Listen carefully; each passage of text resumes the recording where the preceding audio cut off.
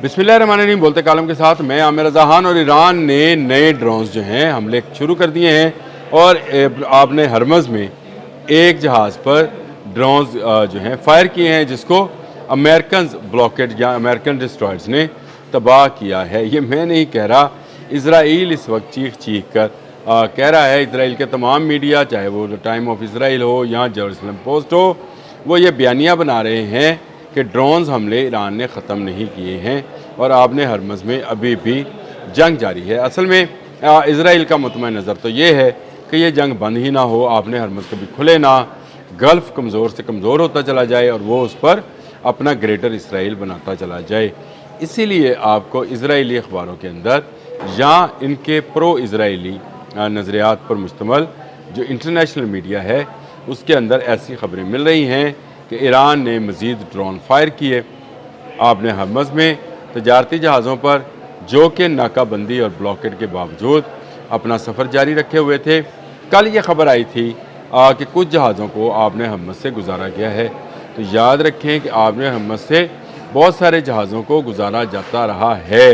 Iran ख़ुद उसको, ईरानी पासदारान इनकलाब जो हैं खुद उसको गुजारते रहे हैं, रास्ता बताते रहे हैं, गाइड करते रहे हैं।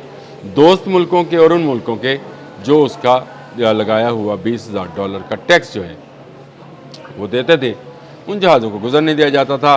ट्रंप ने भी कहा कि जुज़वी तौर पर खुली है, मुकम्मल तौर पर जुमे को खुलेगी। तो इसका मतलब ये है कि जिस जहाज़ को भी निशाना बनाया गया, जिसकी निशानदही ये इजराइली मीडिया या यहूदी प्रो यहूदी मीडिया जो है पुकार के कर रहा है, वो कुछ ऐसा मामला नहीं है जिससे दोबारा जो है जंग की आग भर के। अमेरिका और ईरान दोनों इस बात पर मुतफिक हैं कि अमन आना चाहिए और आपने हरमज़ में मज़ीद जंग को जारी नहीं रहना चाहिए। और ये जंग अगर मज़ीद जारी रहती है तो इससे दोनों मुल्कों की तबाही है, अमेरिका की और ईरान की। और तीसरी तबाही जो है, जो कि मुकम्मल तबाही होगी, इसराइल की होगी, क्योंकि ईरान उसको नहीं छोड़ेगा। लेकिन इसराइली जो हैं वो इस जंग की आग को मज़ीद भड़काने के लिए जलती पर तेल का काम डाल रहे कर रहे हैं। और अब उन्होंने ये इल्ज़ाम आयद किया है कि ईरानी ड्रोन्स जो हैं वो हमला कर रहे हैं। इसके पीछे एक बड़ी साजिश छुपी हुई है और उस साजिश ये है कि इजराइली ड्रोन ही ये सारी कार्रवाई ईरान के नाम पर करना चाहते हैं ताकि ईरान और अमेरिका में दोबारा से ठन जाए वो गन्स जो कि बंद कर दी गई हैं, लपेट दी गई हैं, उनको दोबारा से ओपन कर लिया जाए। एक दूसरे पर जो मिसाइल फायरिंग्स हैं वो दोबारा शुरू हो तो तब जाकर नेतन्याहू के कलेजे को ठंडक पहुंचेगी।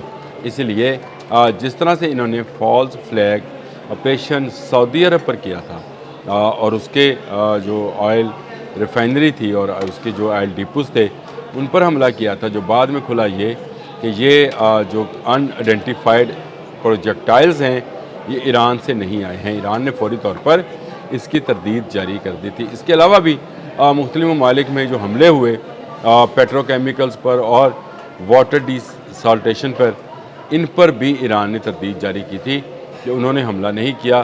तो ये कहाँ से आए? कहीं कहा गया कि शायद पेट्रियट जो था वो उल्टा चल गया, जिसने किसी इबादतगाह को नुकसान पहुँचाया। किसी जगह कहा गया कि शायद गलती से जो है वो ड्रोन भटक कर लगा। लेकिन ये तमाम का तमाम काम जो था इजराइल एक साजिश के तहत कर रहा था ताकि जंग की जो है सूरत हाल कायम रहे, दोनों मुल्कों में ठनी रहे। अब दोबारा इस दोनों मुल्कों में जब अमन मुआहिदा होने जा रहा है तो ड्रोन हमलों की खबर जो है ये चलाई जा रही है कि आपने हरमज़ में ड्रोन हमले किए जा रहे हैं। इसका मतलब ये है कि इजराइल अपनी पूरी साजिश के तहत कोई एक बड़ी कार्रवाई जुमे तक कर सकता है, वो चाहे लेबनान में करे चाहे ईरान में करे। क्योंकि इससे पहले पासदारान इनकलाब के हवाले से मैंने एक व्लॉग किया है कि उन्होंने ख़ातमुल अंबिया हेडक्वार्टर से ये बयान जारी किया है कि अगर लेबनान पर हमला हुआ तो वो इजराइल पर हमला कर सकते हैं। गो डोनाल्ड ट्रंप जो हैं वो पूरी तरह से इस बात की वजाहत कर चुके हैं कि वो इजराइल को रोक रहे हैं। ईरान से उन्होंने कहा कि आप इजराइल पर मिसाइल फायर ना करें, अमन की तरफ चलते हैं, अमन करते हैं, MOU साइन हो जाएगा तो मुआहदे के लिए जो है अगले मरहले जो हैं ان کا آغاز ہوگا، یعنی مذاکرات جو ہیں شروع ہو جائیں گے۔ یہ وہ ساری صورتحال ہے جس میں ڈونلڈ ٹرمپ اس وقت اس بات کو یقینی بنانا چاہتے ہیں کہ مزید جنگ نہ ہو۔ وہ اس میں سے نکلنا چاہتے ہیں، اپنی اکانومی کو بہتر کرنا چاہتے ہیں۔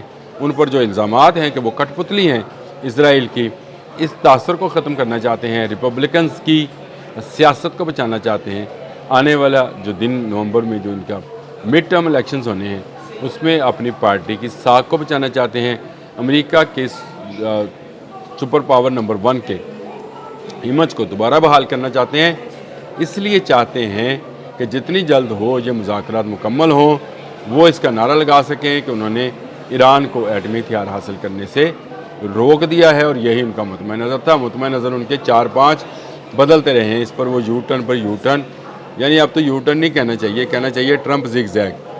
میرے خیال سے ٹرمپ زگ زیگ جو ہے وہ اس کو کامیابی قرار دے دیں گے، لیکن اسرائیل اس کے مقابلے میں سب سے بڑی رکاوٹ ہے۔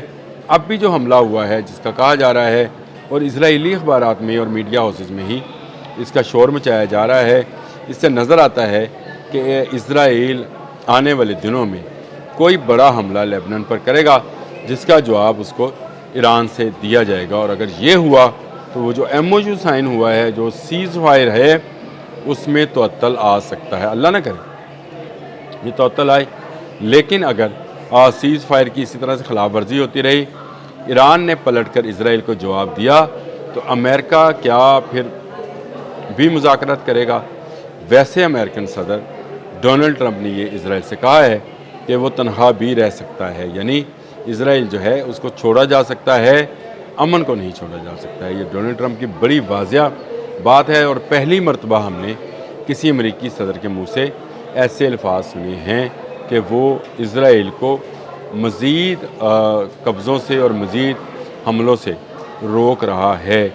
ڈونلڈ ٹرمپ کا میں ابھی بیان دیکھ رہا تھا جس میں اس نے کہا کہ ایک شخص کے لیے پوری بلڈنگ کو تباہ کرنا کسی صورت قابل قبول نہیں ہے۔ بیروت پر جو حملہ کیا گیا وہ ایک شخص کے لیے تھا جس کا تعلق حزب اللہ سے تھا، خیر شہید وہ بھی نہ ہو سکا، بلڈنگ ساری کی ساری تباہ ہو گئی، اور اس پر جو ہے ڈونلڈ ٹرمپ جو ہیں برہم ہوئے۔